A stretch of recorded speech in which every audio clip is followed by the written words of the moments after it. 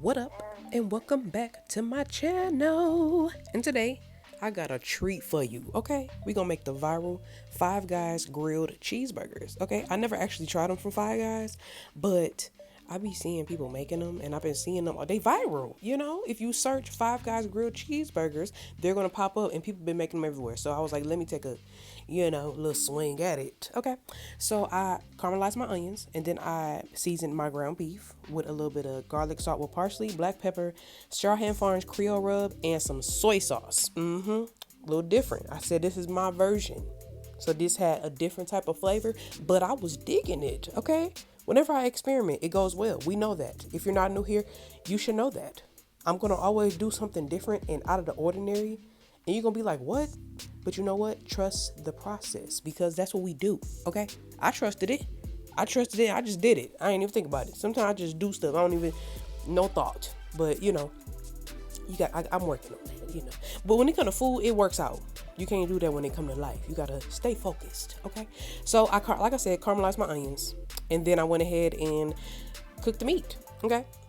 Now, word to the wise, I advise, if you don't already have a spatula with no holes in it, I advise you to use one for this, or something flat, because they got new devices that, that I'm probably not even, I don't know about yet, because, I do what I do to get what I got to get done, So get you a spatula with no holes in it. Okay, you need a flat spatula, no hole spatula. Okay, and you're gonna flatten them down. I'm just basically making them like smash burgers, so I'm just flattening them flat. Okay. Now, I could have sworn I had a spatula that didn't have no holes in it, but I think it's too small. Either way, I'll get one. My mind is usually everywhere when it comes to things, so I'll think about it. I'm gonna put it on the list. I'm gonna start making lists in my phone so I can remember to get stuff. Cause I get very forgetful. Cause I can do like 10 things at once and then forget I was doing like 2 of them things. Yeah. Anyway, let's get back into it. It's happening. So I'm using a russet potato because I'm making my own French fries. Okay. I made them yesterday for the first time. I air fried. This is gonna be air fried too, y'all. Okay. I'm trying something different. And I tried it yesterday as an experiment, and I didn't record it, and I just wanted to see how it went, and it actually went very well. So I was like, you know what? Since I'm making the smash burger, I'm gonna do the grilled cheeseburger like this. I'm gonna go ahead and make some more fries, and put they basically gonna be Creole fries, because I'm gonna be using the SHAWHAN Farms Creole seasoning. I basically, most of the stuff is just reused. So the garlic, salt, and parsley, the black pepper, and my SHAWHAN Farms Creole rub, I just basically recycled all that. Okay. And then of course the soy sauce with the burger, but peel your potato, and I got my ice water on the side ready for the potato to go in there and soak for 30 minutes. I actually did this process before I even start cooking everything, because I like to let my potatoes soak for like 30 minutes or longer, but 30 minutes tops. I just like to let it soak in ice water, just to, I don't know why. I seen a couple of videos where somebody said that, but I can't remember the reason. But if I don't knock it, so if it ain't broke, don't fix it. So I always do this with my potatoes, whatever I'm doing. And I gotta peel, like, especially if I'm peeling more than one, anything like that. Anytime I use the potatoes, or unless I'm finna use it flat out, like finna make some breakfast potatoes, or like the skillet potatoes, anything like that, fries and stuff, I'm going to put it in ice water for 30 minutes. That's just what I do. Okay. So after, I just had it on. I basically started making the fries. So now I don't have no specific way that I do the fries. I just kind of was chopping them, I didn't want them too thick though. I didn't want them too thick, and I didn't want them too thin, because since I'm air frying them, I don't want if they too thick, that mean that they're gonna have to cook longer, and I didn't want to make too many. I basically was trying to make all of them almost the same size, so it wasn't none too big, so then they could all basically kind of get done at the same time. Because if you got like a big old thick fry, when you can make your own fries, you can cut them how you want to cut them. So you ain't got to worry about no mixed up fries and no big thumb fries with the tiny fries. Like, you can make all your fries the same, because they got fry cutters now. You know, it's so many gadgets and gadgets. So like I said, 30 minutes. So while that's going on too, we're gonna go ahead and make the sauce. Now the sauce, okay, once again, this was all, I should did this, I put this clip beforehand in the beginning. This was beforehand, so this is not being made while I'm cooking the meat and all that. So I just basically chopped up some pickles.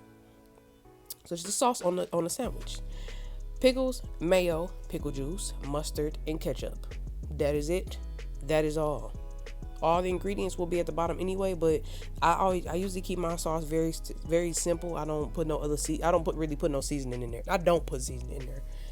Like I used to put like a garlic or like some adobo or something, like, and sometimes I might if I'm depending on that, but I just put this. I had this sitting in the refrigerator while I basically cooked everything. So like 30. I don't know. So I like I said, I made the sauce before I started cooking because I wanted to let it sit in the refrigerator for a little bit, just to let it sit basically. So I just wrapped it up, put it in the refrigerator, and they just had that waiting, and it was already ready. So by the time I cooked everything got done, all I had to do was not rip it, but take the sauce out the refrigerator and boom, you're done. You know, we're already ready. So at this point, the fries was being made. I put them in the air fryer. I didn't have a clip. Oh, well, there we go. I forgot I did have a clip. So I put them in the air fryer. I had a little bit of like vegetable oil in the pan, and I just swirled it around with the fries in there.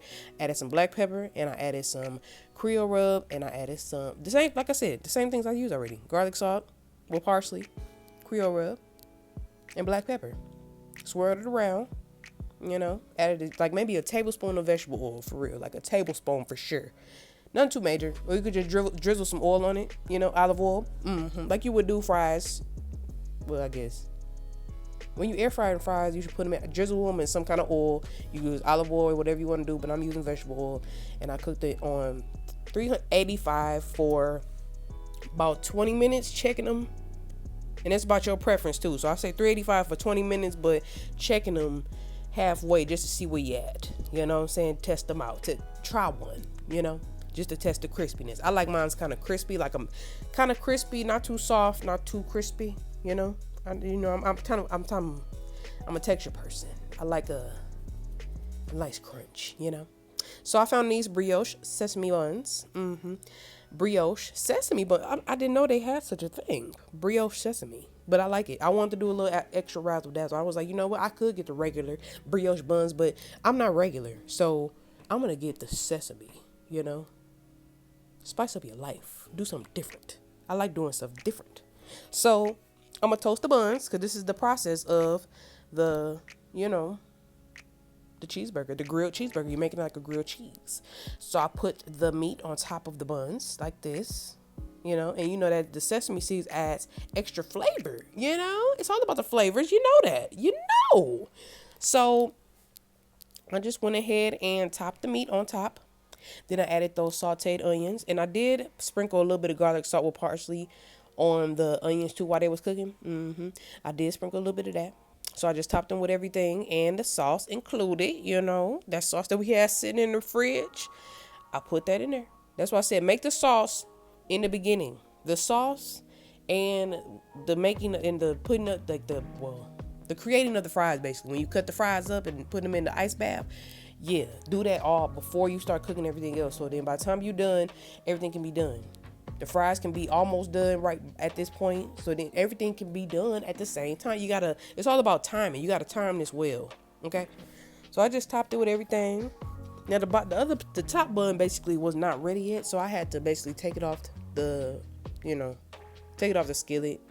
And cause I didn't want the bun that the meat was on, I didn't want that to burn. Cause those buns was already ready. And boom. Topped it when it was ready. And it was delicious. Whoever created that, Five Guys, if y'all got, like, what? It's amazing. Five Guys grilled cheeseburger. They're doing something. Like I said, I never tried it at actual Five Guys, but I think this better, and it was cheaper. You know, Five Guys expensive. No offense. I don't do a lot of takeout, but this was the meal. You know, fries was done. You know, Five Guys grilled cheeseburger with Creole fries. Make you some, okay?